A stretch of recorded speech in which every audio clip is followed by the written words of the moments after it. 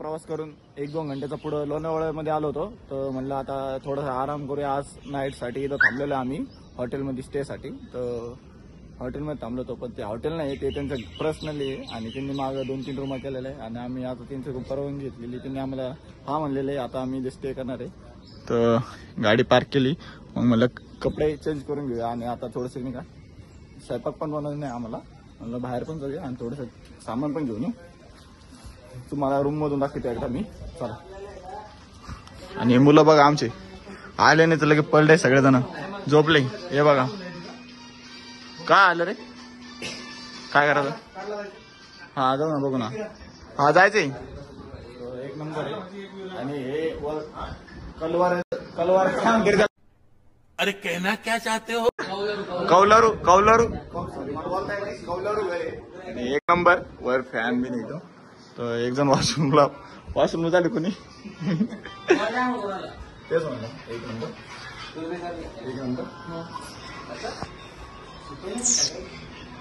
आणि थोडं आता चेंज पण करूया कपडे आणि आता थोडं बाहेर पण जायचं. आम्ही रूम मधून फ्रेश झालेलो आहे. तर आता म्हणलं चला म्हणलं आता पुढं टूर जायचं. आपण 4 वाजले. तर म्हणलं आपण थोडं एकविरा देवीला जायचं ना.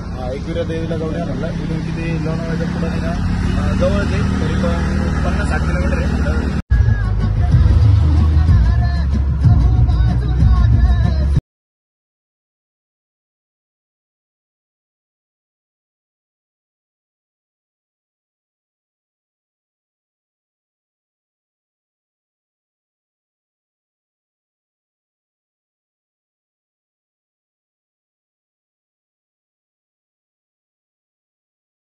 चला म्हणलं आता वर जाऊया गडावर. तर आता जाऊया वर एकविरा देवीपाशी. पाया बिया पडू, फोटोशूट करू.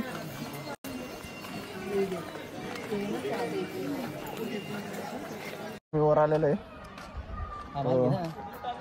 पुरा काम. कसं वाटलं तुला. मला आता खूप छान वाटते वरती आल्यावर. असं का. आणि खाली वरती येईपर्यंत आज बरं वाटलं, आज वाईट वाटलं. कारण की जास्त वर असल्यामुळे नाही का डायरेक्ट सरळ शिडी आहे ना, त्याच्यामुळे थोडंसं रोपवे पाहिजे नव्हता की.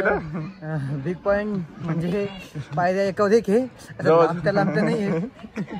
तर आमचे 2 मेंबर मागे राहिले होते, ते आलेच. आणि बघूया आता पुढे जाऊया. आता मंदिरापाशी जाऊया. ओमकार भाऊ काय झालं. ओमकार भाऊ ना पण इथं थोडीशी कंडिशन बेकार झाली त्याची. नाही तर रायगडला आमच्या पुढे होता, ते सगळ्यांच्या पुढे तब्येतीमुळे आमचे भाऊ त्यांनी गाडीला फर्स्ट गिअर मध्ये आणले. पण आमच्या भावाला माना लागेल. 1 नंबर ड्रायव्हिंग, 1 नंबर.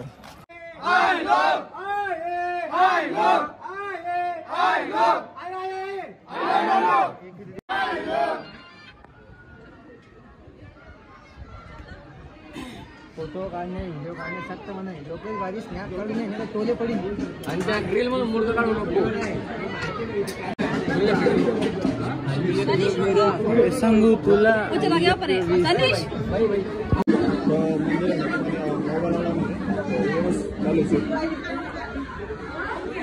चला रे.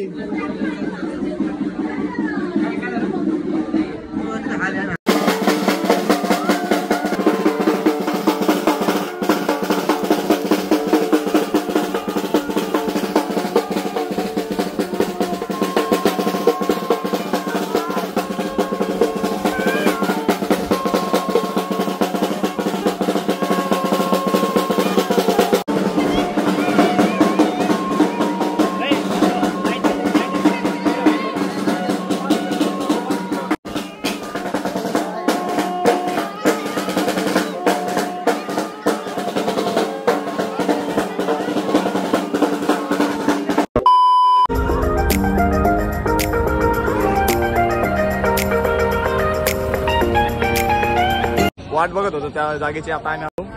तर आमचे तिकीट झाले आता इथं घेऊन. तर आम्ही चाललो आता, एंट्री करतोय मध्ये. तर तसं आम्हाला जायचं नव्हतं, पण ओमकार काळे हे खूप जिद्दीवर पेटले होते की आपल्याला जायचंच. हॉस्पिटल चालू आहे भाऊ. इकडं बघा आता तिकडं चेक. आता इथून पहिले चेक करते, इथून मी नव्हतो. आपल्या माणसं घरीच वर राहते. इथले दुसरे पैसे भेटलेले आम्हाला करन्सी 50 रुपये. इथून नुसतं नॉर्मल इथून थोडस पुढं आलो लगेच इकडे जायचं म्हणे. आता कसं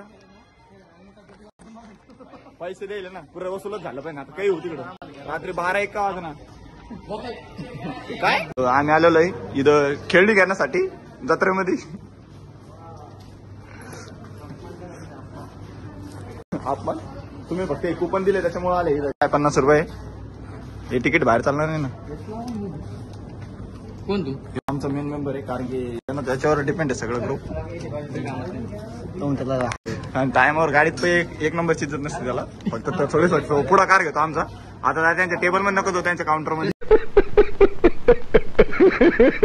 ड्रेस बघू राहिलो आम्ही पण एक नंबर क्वालिटी आहे पण रेट तर दाबून आहे डायरेक्ट. आणि रेट ते डायरेक्ट रेट तर लय बाय नाही आमचं नाही. मी काय एवढं अमाऊंट मध्ये ना आमच्या फक्त गाडीचं डिझेल झालेलं आहे. खालची जी एवढी अमाऊंट आहे ना त्याच्यात फक्त आमचं डिझेल झालेलं आहे. एक टाइमचं डिझेल फक्त डिझेल जसं जायचं तेवढं आमच्या गाडीत फक्त डिझेल टाकेल आम्ही.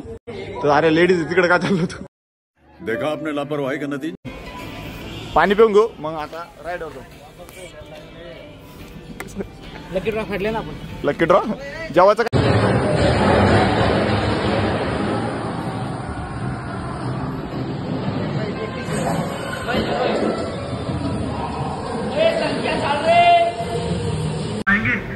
कितनी सुंदर आई मीन कितनी डेंजरस है वो दुनिया जहाँ देखो खतरा.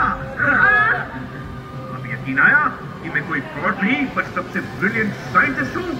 प्रॉमिस मी क्यों